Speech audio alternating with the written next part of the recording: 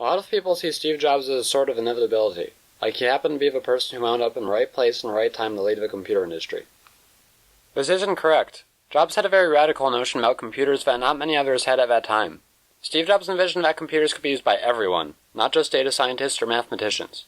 Imagine if someone told you that they thought every household should have a personal X-ray machine. They'd come across as crazy. Steve had a story he used to tell to explain his reasoning. In an article of Scientific American, a study was done on the efficiency of locomotion. Basically, how much effort each animal had to exert in order to move. The condor was deemed the most efficient animal. Humans, on the other hand, were pitifully low on the list. However, if you put a man on a bicycle, the man on a bicycle would be vastly more efficient than the condor. Steve believed that a computer could be a mental bicycle, making humans able to think far more efficiently than ever before. So, how would Steve turn these ultra-complex machines into bicycles for the mind? Steve would have to make them far more human. Let me explain. So let's say you have a massive series of data. If you look at the data as numbers, it's pretty hard to interpret. So, we make the data more human. In the case of making data human, we have graphs. Now, we can clearly see a trend going on here. Graphs are a lot more human representation of data because our brain is wired to see physical shapes. So, in 1977, Steve Jobs and Steve Wozniak released the first bicycle for the mind, the Apple II. Sidebar, we're going to ignore the Apple I because it was basically just a prototype for Apple II. We take for granted how much the Apple II changed the computer market. Up to this point, most computers were a lot of separate pieces, and these devices wouldn't just be plug and play, you'd have to adapt them to work with each other. The Apple II combined all of these into one easy-to-use package, all ready to go. It was dubbed by many as an appliance computer, a computer you could buy off the shelf, plug in, and start using. The Apple II put Apple in the public spotlight. Between September 1977 and September 1980, the Apple's yearly sales grew from $775,000 to $118 million. More importantly, the Apple II put the entire computer industry in the spotlight. Steve and Apple were just getting started. The next step in the human progression of computers was the Macintosh. In the early 1980s, Steve helmed the Macintosh project. The Macintosh was all centered around one killer feature, the graphical user interface. Much like the numbers and the graphs, a graphical user interface could represent everything visually.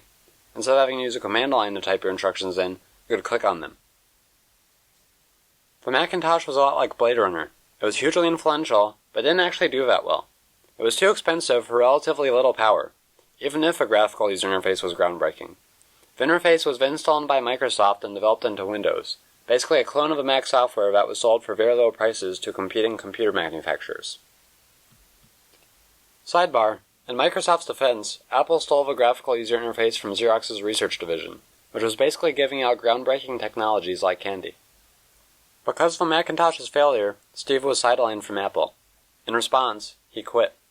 He started a new company called Next. Unlike the focus on the masses that the Apple II and Macintosh had, the Next was focused on higher education.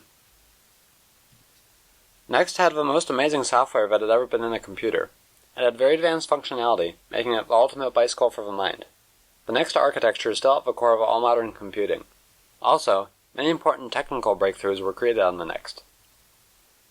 Probably on the top of the list, the first ever web browser and web server were created on the Next, which paved the way to the Internet. Also pioneered was 3D graphics by Silicon Graphics, which led to OpenGL, the most popular 3D graphics library of all time. Finally, the first two Doom games were created on the Next, games which reshaped the entire video game industry. However, despite the amazing advances in technology, the Next was not successful. It had a very expensive price at $10,000, making it well out of reach of most higher education markets. However, while the Next was flopping, Apple was as well. Apple expanded its reach into many businesses, portable CD players, digital cameras, and even the Newton, a prototype PDA.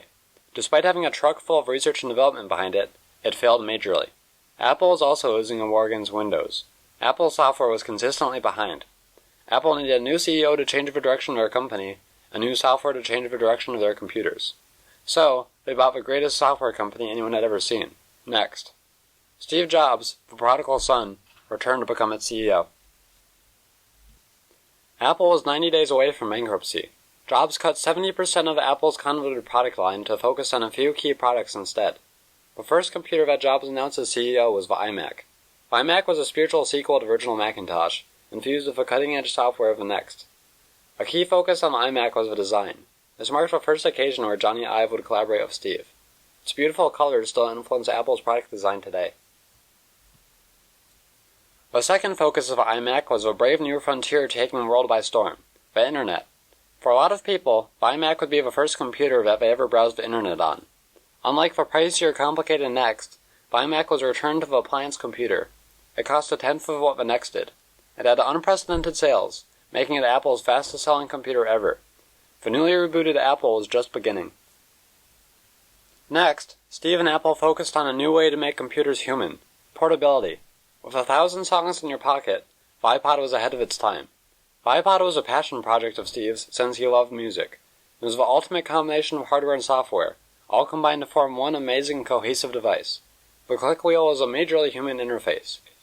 You just had to slide your finger along, and it worked like magic. Above all the computers of the past, the iPod was fun.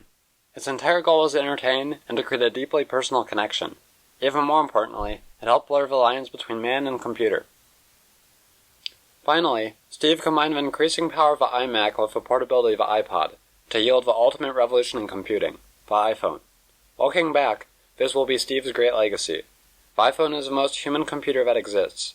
Smartphones in general have changed the way that our society works. Each one of us is our own bicycle for the mind, and because of this, our digital realm and the real world are far more connected than they've ever been in the past. Because of Steve's vision and Apple's dedication, the computers are the most human things that we own. They're no longer machines of logic, they're mirrors of who we are. Who knows what the future holds?